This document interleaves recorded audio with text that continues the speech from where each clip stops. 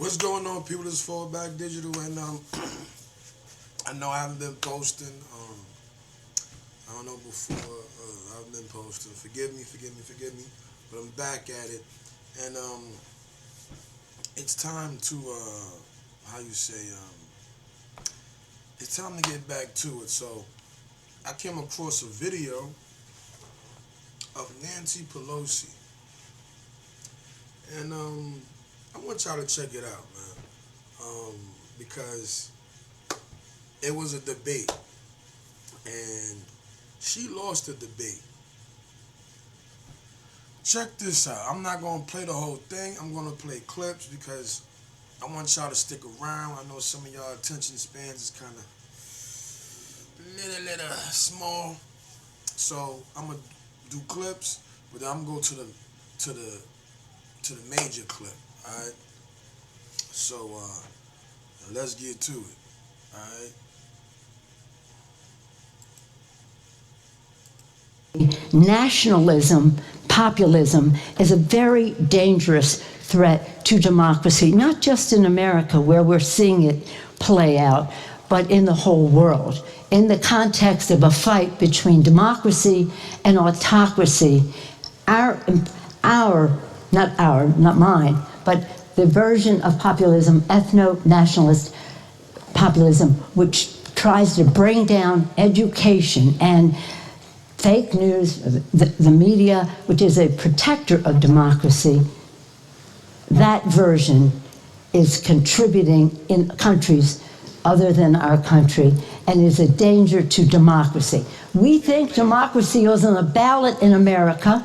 It's a victory that we must win because it will only make matters worse if they have another stay at what they're doing to the courts in our country, the fear that they're instilling in jurists in our country, the suppression of the vote in our country, the role of their big, dark, rich, billionaire donors who don't want to pay taxes, suffocating the airways from the fossil fuel industry and the gun industry and the rest of that. So money and populism, sadly, have gone together with this ethno-nationalist, what they call elite, which we call education, free press, and the rest.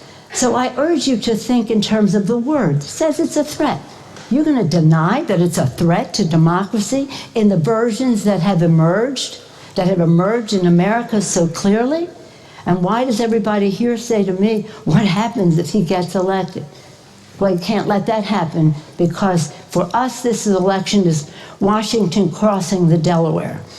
This is about a democratic, no offense to the Brits, but the fact is also that what happened here at Runnymede, the Magna Carta, yes, the first parliament and the rest of that, has a great contribution to democracy in the world, but our country was founded on the principle that all people are created equal. A constitution that tried to implement that wasn't perfect from the beginning, but they were able to amend it to end slavery and all the other remnants of what came before. But populism in the version of Andrew Jackson, which was described here, is not the threat that we are talking about. That's part of it. But the fact that's so sad is a misrepresentation of people who exploit the populist attitude of, I want to have my say, and then use it to get elected and then hurt those people the most. Hurt those people the most with it, as I say, unfair taxation, unfair distribution of resources. A budget should be a statement of our national values. Instead, it's a vehicle to put more money in the pockets of his contributors. And on top of all of that, taking away health care and the rest by lying about it all. That's about deaths, this, and abortion. It's not about any of that. So if there could be truth in their message, I think that people would react differently because they would know quite clearly how it affects them and their lives, where they know better than anybody their kitchen table concerns on how they can pay the bills, educate their children, save for retirement, pay the rent, and the rest of that. So my friends, this is interesting academically, intellectually, and the rest. But on the ground, populism, as the version that we see now, is a threat to democracy that's really hard to deny. I was eager to hear their arguments, but what I heard could have been made 200 years ago and not facing the realities that we see. So I urge you all to vote in favor of the proposition, and again, with respect for the presentations that we had. And really, Sultan, I was ready to vote for you for one of those positions. I really was. But I'm not sure now, because I don't know that you could possibly believe the presentation. I know this is academic, so maybe you believe it. I respect that. But what I do respect is our democracy. And just tell you one more thing. I'm from Baltimore, Maryland, where our national anthem was written by Francis Scott Key. And he wrote a beautiful thing in the national anthem, and it's our motivation right now in some of our campaigning. He said, "Proof through the night that our flag was still there." All right, so as you can see that she's going on with this populist stuff, right? And it's crazy because she wasn't prepared. She was not prepared. Definitely wasn't prepared for was coming after her little debate right there, because yeah, man, she gets reamed, all right? And the way she gets reamed is like it's very interesting, because I am so, like, the future is looking bright, man, because the youth is coming about, man. They recognize it, man. And it's a beautiful thing. And check this out, because she thought she could just go there and just be saying anything. Check this out. Threat to democracy. Populism is democracy. I now look to Mr. Winston Marshall to close the case for the opposition.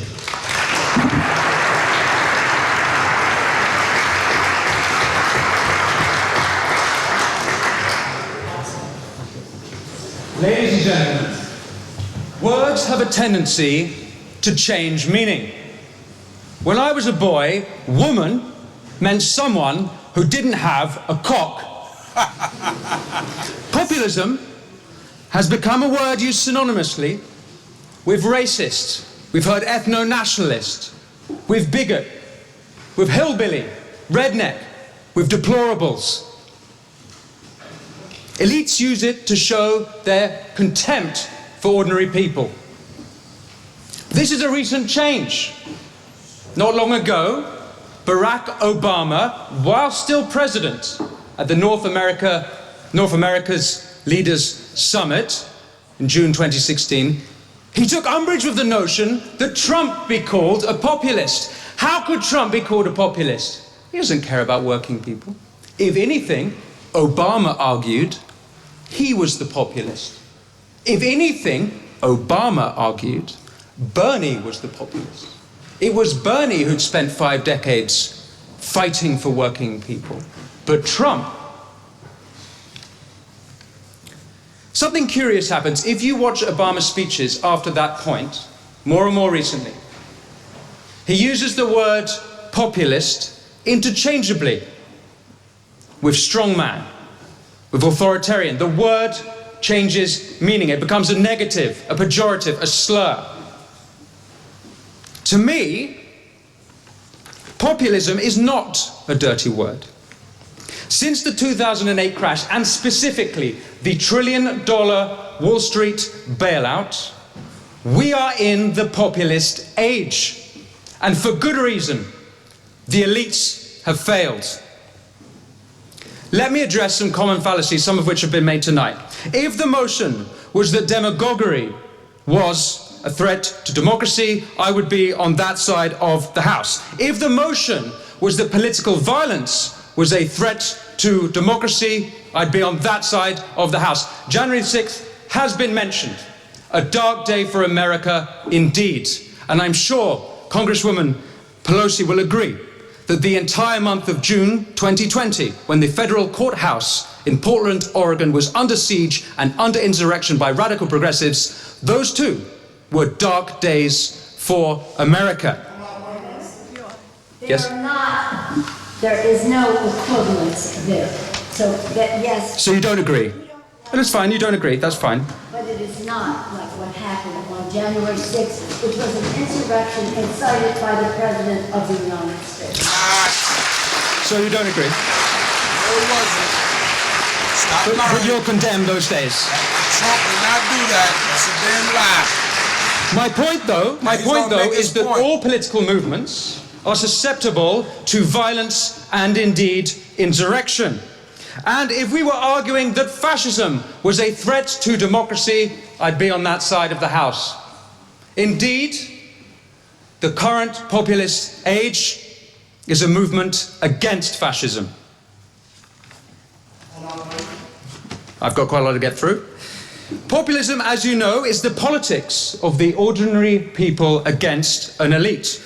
Populism is not a threat to democracy. Populism is democracy. And why else have universal suffrage if not to keep elites in check? Ladies and gentlemen, given the success of Trump, and more recently Javier Milei taking a chainsaw to the state behemoth of Argentina's bureaucratic monster, you'd be mistaken for thinking this was a right-wing populist age. But that would be ignoring Occupy Wall Street. That would be ignoring Jeremy Corbyn's For the Many, Not the Few. That would be ignoring Bernie against the billionaires, RFK Jr. against Big Pharma, and more recently, George Galloway against his better judgment. Now,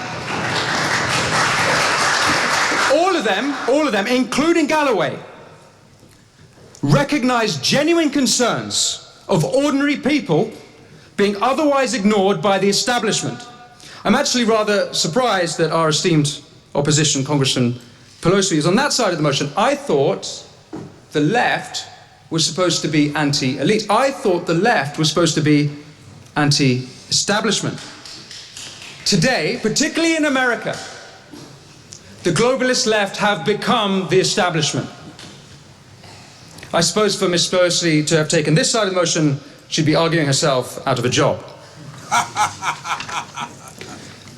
But it's here in Britain where right and left populists united for the supreme act of democracy, Brexit. Polls have showed the #1 reason people voted for Brexit was sovereignty, for more democracy. Point of information. Thank you. What was the response of the Brussels elite? They did everything in their power to undermine the democratic will of the British people, and the Westminster elite were just as disgraceful. As we've heard, David Cameron called the voters fruitcakes, loonies, and closet racists. The Liberal Democrats did everything they could to overturn a democratic vote. Keir Starmer campaigned for a second referendum. Elites would have had us voting and voting and voting until we voted their way. Indeed, that's what happened in Ireland and in Denmark. Let's look at some of the other populist movements. The Hong Konger populist revolt is literally called the pro-democracy movement. The farmer revolts from Netherlands to Germany, France, Greece to Sri Lanka. Farmers are taking their tractors to the road to protest ESG policy that's floated down to us from those all-knowing, infallible elites of Davos. The trucker movement in Canada became anti-elitist when petty tyrant Prime Minister Justin Trudeau froze their bank accounts, not the behavior of a democratic head of state. The Gilets jaunes in France, ULEZ in London, working people protesting policy that hurt them. And how are they treated? They're called conspiracy theorists. They're called far right, by the mayor as well. Ladies and gentlemen, populism is the voice of the voiceless. The real threat to democracy Here we go. is from the elites. Now, don't get me wrong, we need elites. If President Biden has shown us anything, we need someone to run the countries. When the president has severe dementia, it's not just America that crumbles, the whole world burns. But let's examine the elites. European corporations spend over 1 billion euros a year lobbying Brussels. US corporations spend over $2 billion a year lobbying in DC. 2/3 of Congress receive funding from pharmaceutical companies. Pfizer alone spent $11 million in 2021. They made over $10 billion in profit. No wonder then that 66% of Americans think the economy is rigged against them for the rich and the powerful. And by the way, we used to have a word for when big business and big government were in cahoots. And I think any students here of early 20th century Italian history know what I'm talking about. What about big tech? Throughout the pandemic, Biden's team, the FBI, and the Department of Homeland Security colluded with big tech in censoring dissenting voices, not kooky conspiracy theorists. People like Dr. Jay Bhattacharya, the Stanford epidemiologist. People like Harvard scientist Martin Kulldorff. People spreading true information, not misinformation, true information at odds with the government narrative. Need I remind you, democracy without free speech is not democracy. This is a direct breach, by the way, of the First Amendment.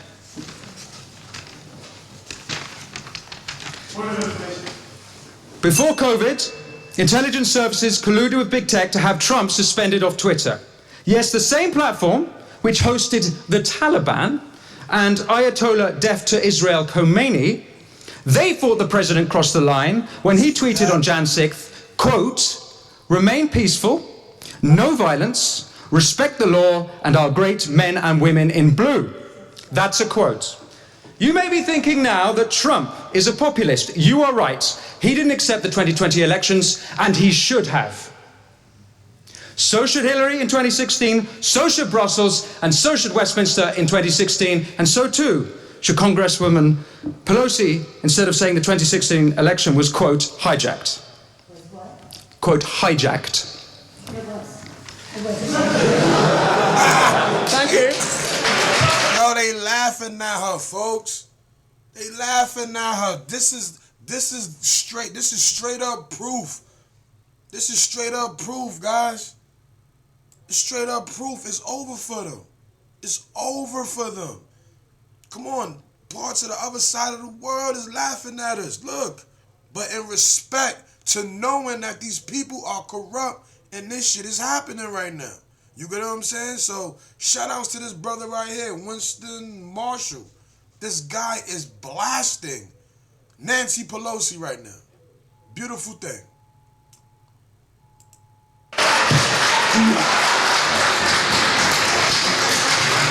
Means that we don't accept the results of it. Okay. What about the mainstream media? Let me read you some mainstream media headlines. The New Yorker, the day before the 2016 election. The case against democracy. The Washington Post, the day after the election. The problem with our government is democracy. The LA Times, June 2017. The British election is a reminder of the perils of too much democracy. Vox, June 2017. The two eminent political scientists say the problem with democracy is voters. New York Times, June 2017.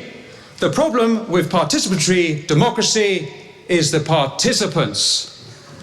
Mainstream media elites are part of a class who don't just disdain populism, they disdain the people. If the Democrats had put half their energy into delivering for the people, Trump wouldn't even have a chance in 2024. He shouldn't have a chance. You've had power for 4 years. From the fabricated Steele dossier to trying to take him off the ballot in both Maine and Colorado. Facts. The Democrats are the anti-Democrat party. All we need now is the Republicans to come out as the pro-monarchist party. Ladies and gentlemen, populism is not a threat to democracy, but I'll tell you what is. It's elites ordering social media to censor political opponents. It's police shutting down dissenters, be it anti-monarchists in this country or gender-critical voices here, or last week in Brussels, the National Conservative movement. I'll tell you what is a threat to democracy. It's Brussels, DC, Westminster, the mainstream media, big tech, big pharma, corporate collusion, and the Davos cronies. Yeah. The threat to democracy comes from those who write off ordinary people as deplorable. The threat to democracy comes from those who smear working people as racist. The threat to democracy comes from those who write off working people as populists. And I'll say one last thing. This populist age can be brought to an end at the snap of a finger. All that needs to be done is for elites to start listening to, respecting, and, God forbid, working for ordinary people. Thank you. He blasted her. Blasted her. Ain't no more debate. She couldn't debate that. Listen, man. Listen. Did you just hear this gentleman right here? Alright? She didn't know what she was getting into. And guess what? We're gonna do an update, because I saw an update to this. And he did an update in regards to how she was acting towards him when he was doing the debate, when he was doing his speech for the debate. That's gonna be part 2. I was gonna give it to y'all right now, but right now the video is 22 minutes. Alright, but yo, let me know in the comments below what y'all think, man. He obliterated that lady, made her look very stupid. She tried to say, oh, this is that and third about Trump, but he broke it down to where he said everybody was in cahoots to get Trump off social media just because he said be safe, respectful, and things of that nature in regards to January 6th. You get what I'm saying? And look, they straight up lied. Took his whole social media down because he was on the positive side. They try to make him look like he's the bad guy. But anyway, guys, let me know in the comments below what you think. Please like, share, comment, subscribe. Please, I appreciate you. And I'll see you in my next video because we're going to do an update on this. It's a few updates on this, so hit me back, come back later on because I'm definitely going to post that, all right? Thanks for watching. Oh, man, this was so awesome. Share this video for real, man. Peace.